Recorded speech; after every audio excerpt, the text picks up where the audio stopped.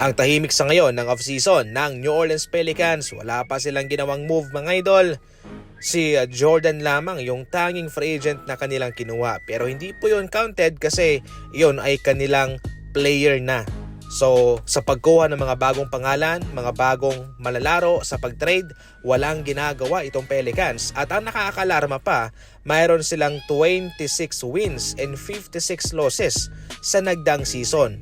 So hindi po maganda ang record na yan para sa isang kupunan na hindi gumagawa ng pagbabago. So ito ho'y nangangahulugan na kanilang gagamitin pa rin yung kanilang mga malalaro, ganong lineup pa rin. Mayroon silang mga players na gusto po nilang i-trade, si Trey Murphy at si Herb Jones, pero masyadong mataas yung kanilang gustong makuwang kapalit ng mga draft picks. Si Jordan Poole naman, so far mababa ang trade value kaya hindi rin po sila nakagawa. So sa ngayon, stuck ang Pelicans sa kanilang manlalaro sa nagdaang season. Ganun pa rin ang kanilang mga players sa ngayon, maliban na lang kung gagawa sila ng trade sa mid-season. Marami ang nagreklamo sa Lakers ng kanilang pinakawalan si Marcus Smart na siyang nagpaganda sa kanilang depensa. Marami ang nawala ng pag-asa dahil tila wala ng player pa ang makakapalit sa trabahong ibinibigay ni Smart para sa Lakers. Pero eto mga idol, si Matisse Thybulle yung kanilang kinuha. Alam nyo ba na siya ay una sa steal per minute sa lahat ng mga malalaro sa NBA? Siya rin po ang una sa steals per game sa mga bench player dahil syempre nasa bench po siya. At siya ang panglima sa steal sa lahat sa pangkabuuan. At siya ang nasa pangatlong posisyon sa fourth quarter steal. So mayroon tayong apat na kategorya.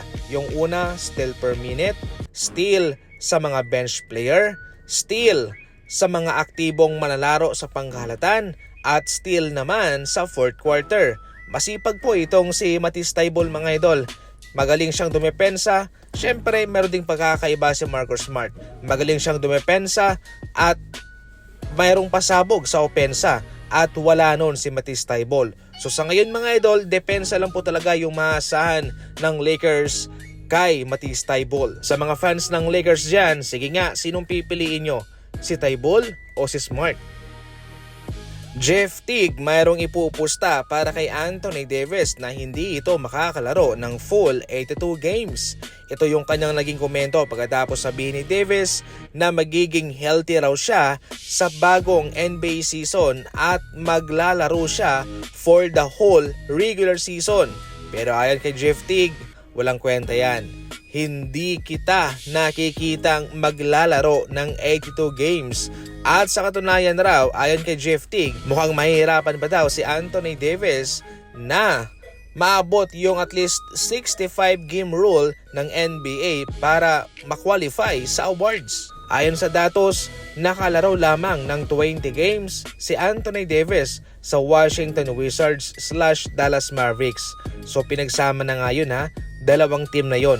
So far ang pinakamaraming nailaro niya ay sa 2023-24 NBA season sa Lakers, 76 games. Ngayon kay Davis, swerte ka kung healthy siya, malas ka naman kung na-injured siya. Para sa inyo, pupusta ka rin ba na hindi makakalaro si Davis ng full 82 games sa season ito?